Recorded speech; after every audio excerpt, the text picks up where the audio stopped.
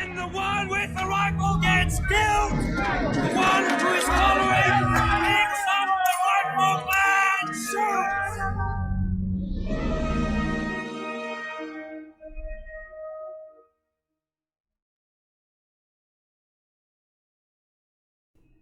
Welcome to the 19th episode of the Pick Up the Rifle and Shoot series, featuring my M16A2 AR-15 clone.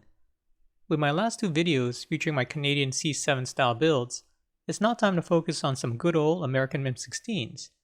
Now you're probably wondering, what does he mean by style build and a clone? For some, they are one and the same, but for me, style builds just resemble or closely inspire what you're trying to replicate, using whatever parts available to you. And a clone is using correct parts. Bottom line is the attention to detail is what separates a clone from a style build.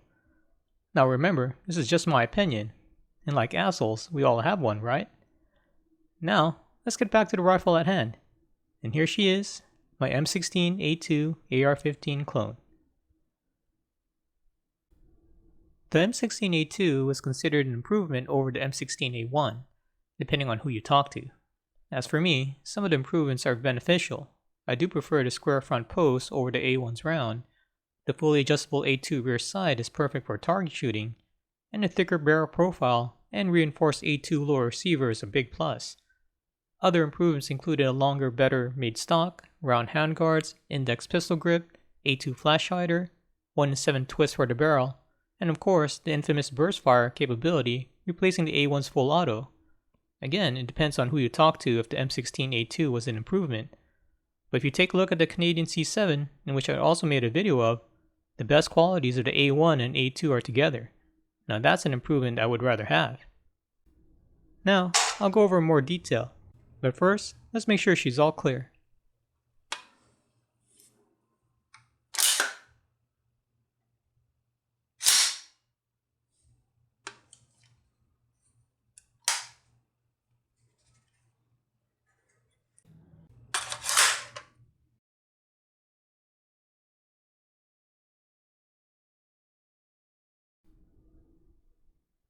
First up is the Colt A2 buttstock, part of a complete A2 stock set sold to me as used in GWOT. Now I don't doubt it was used in GWOT, it definitely has all the signs of been there and done that. The 100 mph tape also adds to its authenticity. And the smoking gun is the really fine sand found in the stock's compartment and all over the trap door. Very cool. And to complete the look, I used the Colt A2 buffer tube set, complete with spacer, spring, and rifle buffer that has a yellowish orangey rubber tip.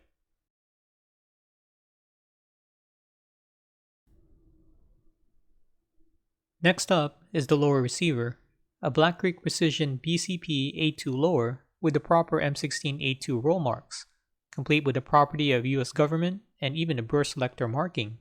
Very cool. Next is the complete CAPCO A2 upper with bolt carrier group and charging handle bought from Ohio Ordnance Works. The CAPCO A2 uppers were used to upgrade existing M16A1s for the USAF and US Coast Guard to the A2. This upper shows a lot of wear and tear, but it's actually still well made despite their appearance.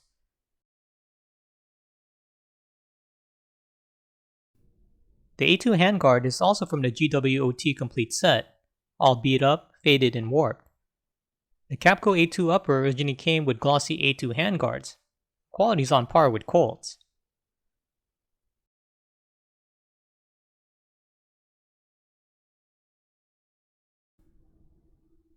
The CAPCO A2 uses a 20-inch government profile chrome line barrel, 1-in-7 twist, and marked with a PMP 5.56 NATO 1-in-7.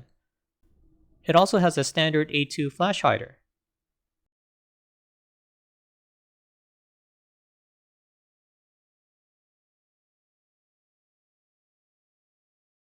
Now, let's go flip her on to the other side.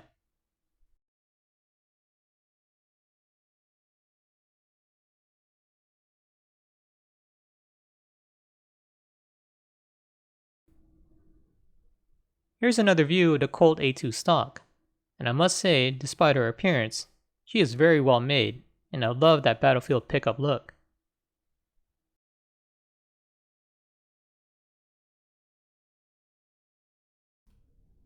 Moving along, here's the other side of the upper and lower receiver.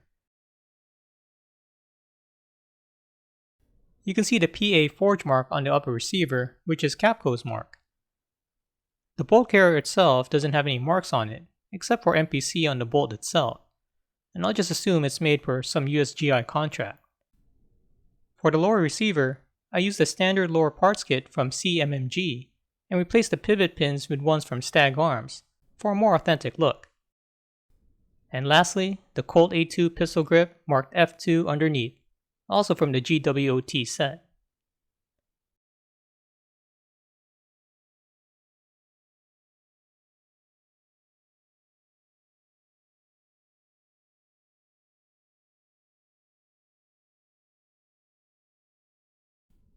Overall, I'm very happy how my M16A2 clone turned out. She's as close as I'm going to get to an M16A2, and I feel very fortunate to find all the parts I used, especially the complete CAPCO A2 upper and the Colt A2 GWOT stock set, reminding me of Ranger Eversman's A2 from Black Hawk Down. Very cool. Now, the question is, does she still shoot as good as she looks? Well, let's find out. Off to the 50-yard range. For my AR-15s, I always zero at 50 yards with a center mass hold.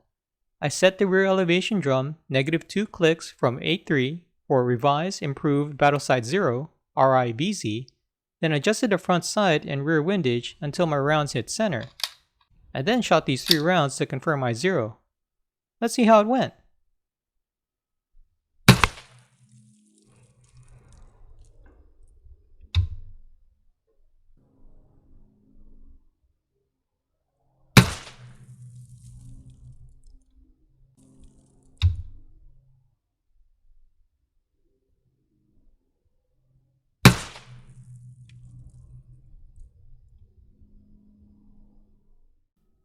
As you can see, all 3 rounds hit the bullseye perfectly, and I had no gassing issues with the rifle, even using cheap steel case ammo.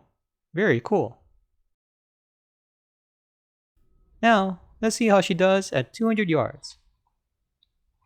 With the sights untouched from my 50-yard zero, I proceeded to shoot 10 rounds using 6 o'clock hold. Let's see how it went.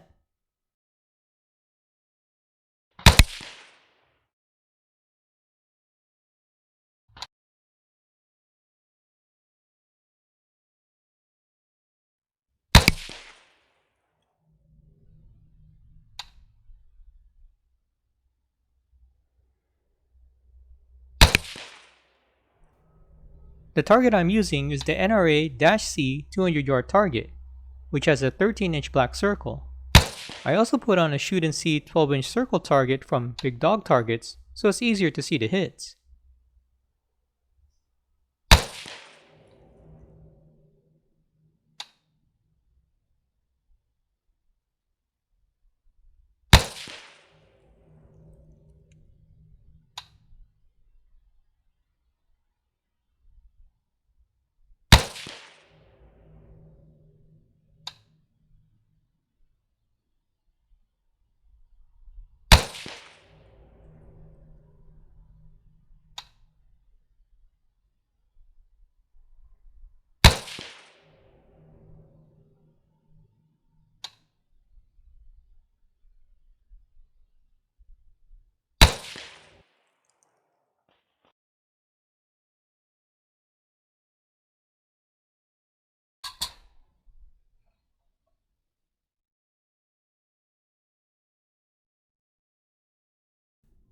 As you can see, all the rounds grouped well enough together.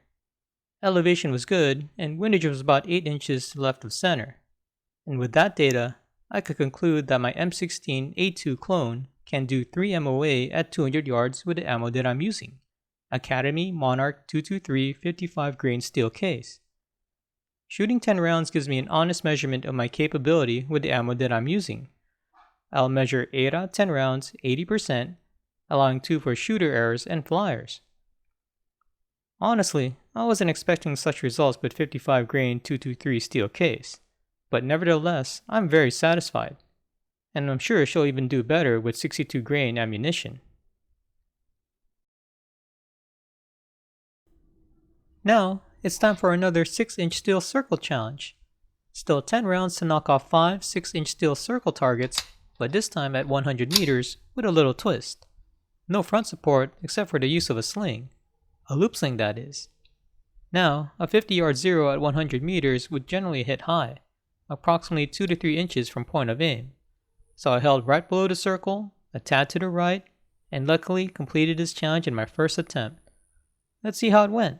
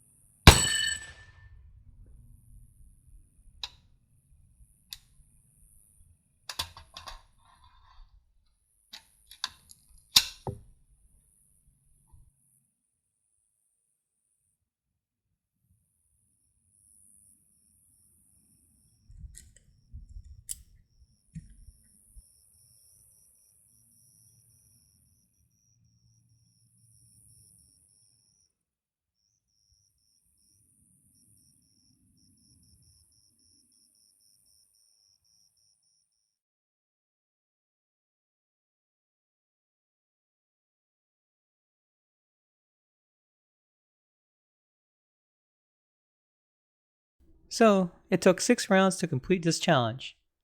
I superimposed all the hits so you can see how the group looks like. A 4-inch group at 100 meters, which is about 3.7 MOA. Without the 2 hits on the left, it would be a 2-inch group, which would be 1.82 MOA.